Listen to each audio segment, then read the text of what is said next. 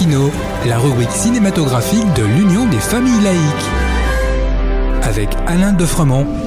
Bonjour, vous êtes bien à l'écoute de Laïkino avec Frédéric, votre serviteur, et Alain pour la chronique cinématographique de l'UFAL. Bonjour Alain. Aujourd'hui au menu, les péplums. Mais qu'est-ce que c'est les péplums ? Alors le péplum, c'est un mot latin, péplum, emprunté au grec ancien, péplos, signifiant toile servant à se draper pour faire une toge.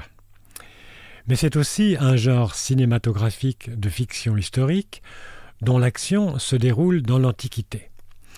Cela correspond donc à plusieurs films célèbres qui ont marqué l'histoire du cinéma au XXe siècle. Par exemple ? Commençons par le plus célèbre d'entre eux, Ben-Hur, la version de l'américain William Wyler, sortie en 1959. C'est un budget de plusieurs millions de dollars, une durée de presque 4 heures, un casting de premier plan, Charlton Heston, Jack Hawkins, Stephen Boyne, des scènes devenues cultes, la course de chars, l'attaque des galères.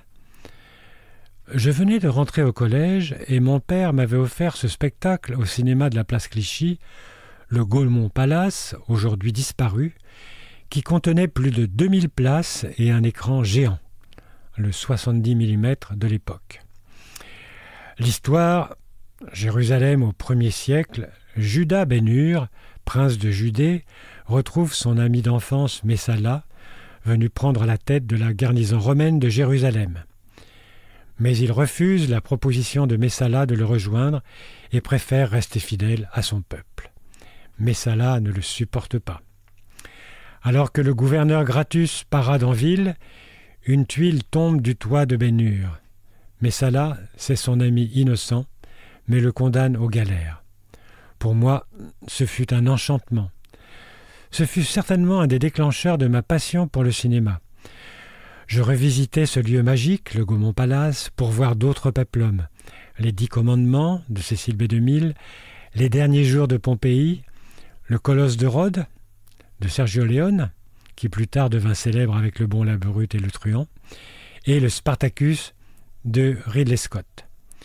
Les péplums suivants, Gladiateur, Troie, Alexandre, suscitèrent chez moi moins d'enthousiasme.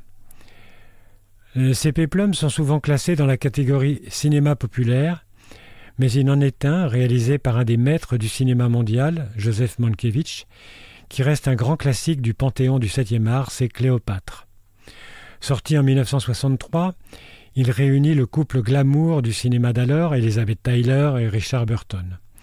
Film fleuve de plus de 4 heures, c'est le film de tous les superlatifs, tournage titanesque et rocambolesque, qui mit son studio au bord de la faillite, avec des moyens énormes, distribution de têtes d'affiche, caprice de stars, maladie d'Elizabeth Taylor, changement de réalisateur peu après le tournage, multiples reconstructions de décors, projet de 5 ans et tournage étalé sur 2 ans, interrompu plusieurs fois.